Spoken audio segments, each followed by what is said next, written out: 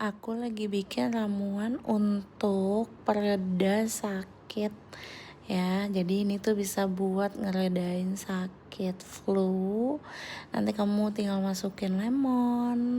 Nih, lemonnya banyak, 1 chiller gitu, jahe, terus masukin kencur. Habis itu kita masukin madu. Nah, sampai ketutup semua nih semuanya. Nah, sampai ketutup.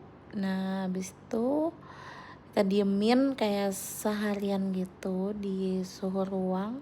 Kalau udah suhu ruang, masukin di kulkas.